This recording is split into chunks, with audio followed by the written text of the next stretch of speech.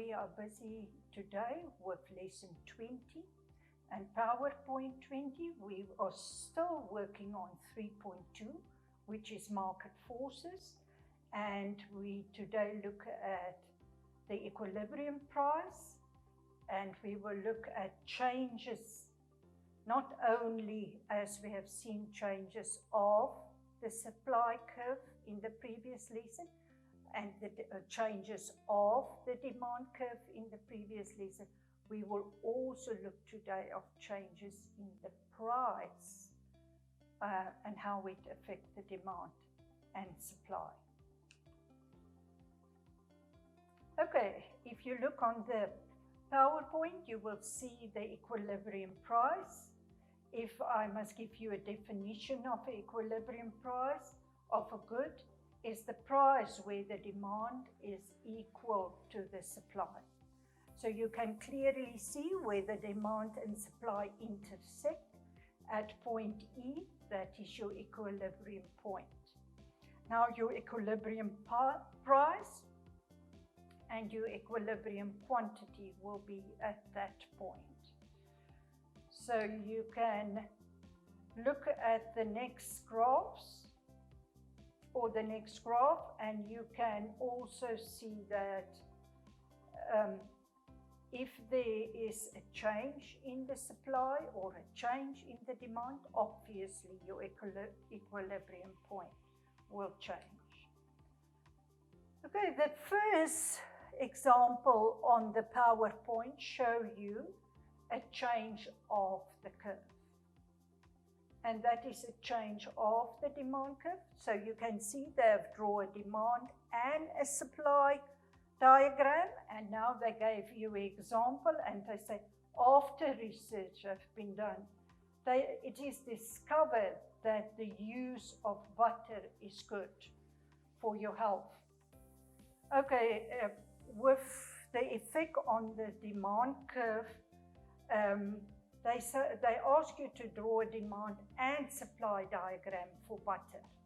So after research has been done that butter will improve your health, you will obviously, the consumer will demand more butter.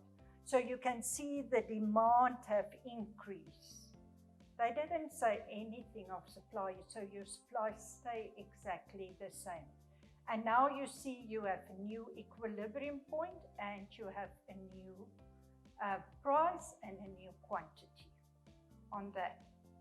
If we look at the other graph, they tell you that the price have changed of petrol, and they ask you to draw a demand and supply diagram for petrol.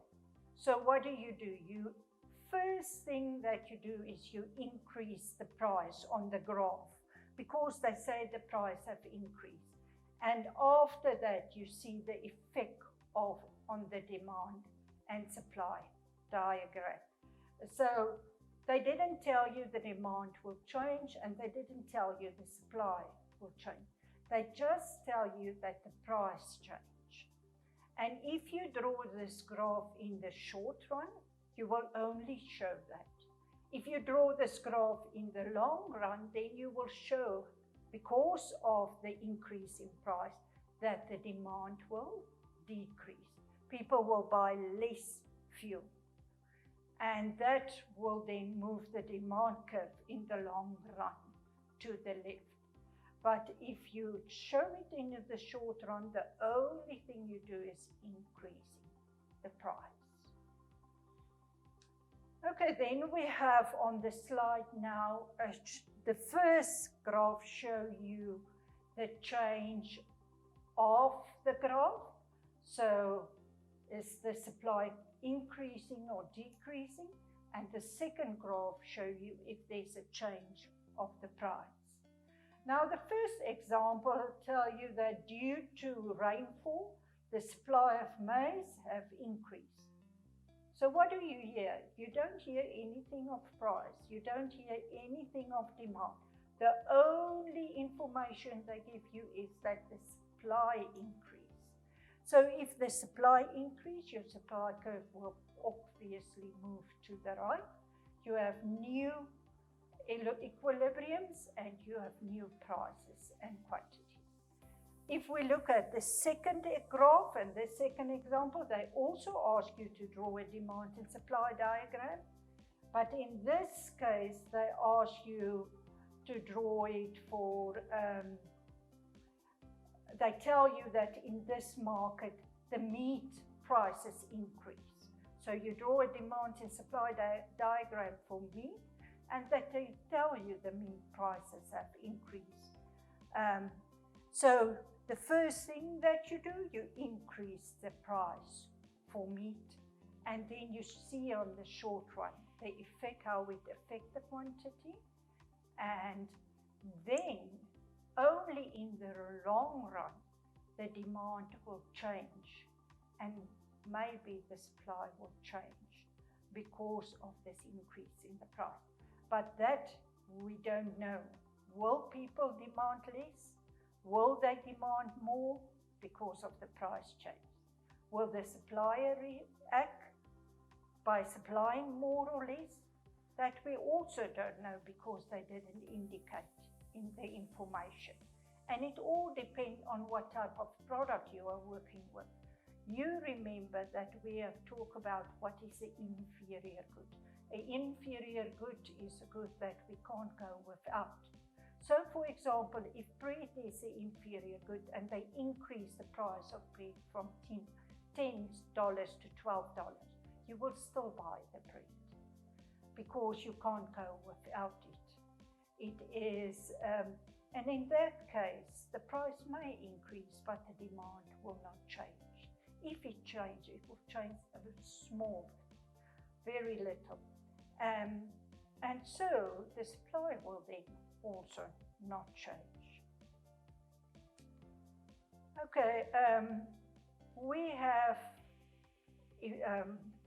examples of a demand curve where the price is constant, where the price don't change.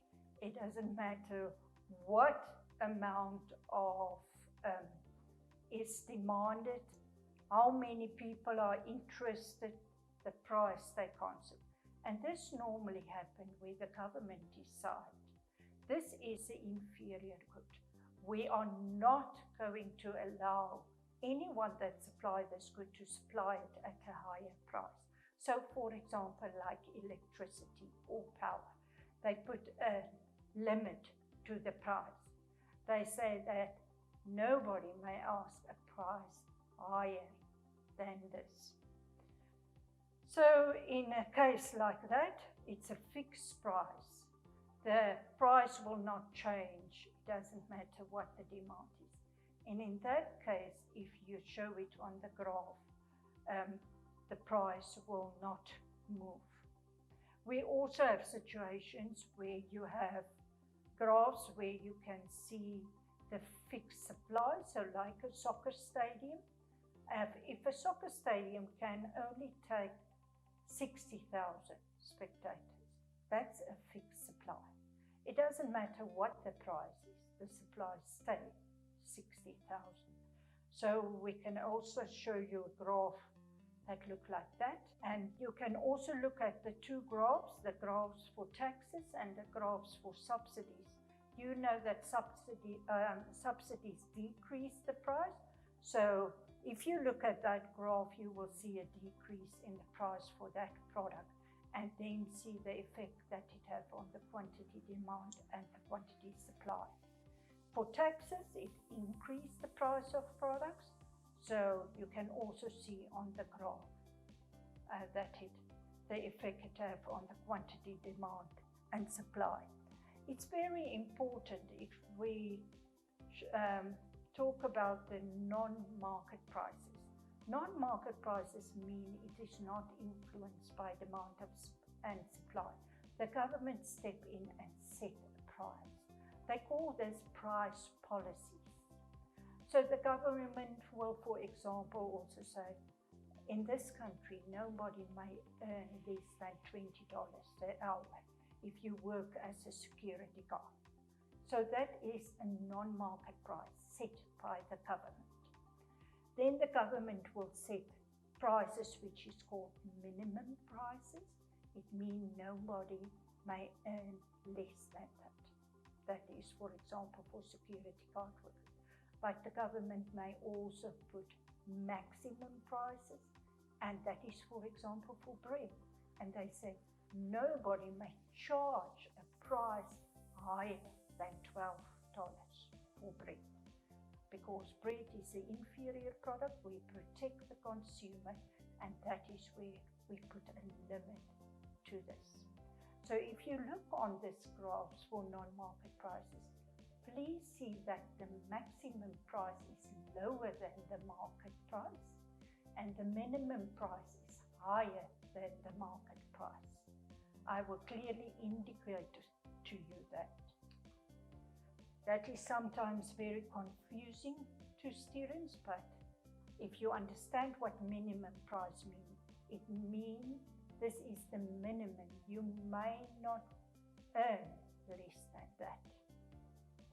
And maximum means they may not charge you a price higher than that. They may charge less, but not more. Okay, then I gave you a classwork question.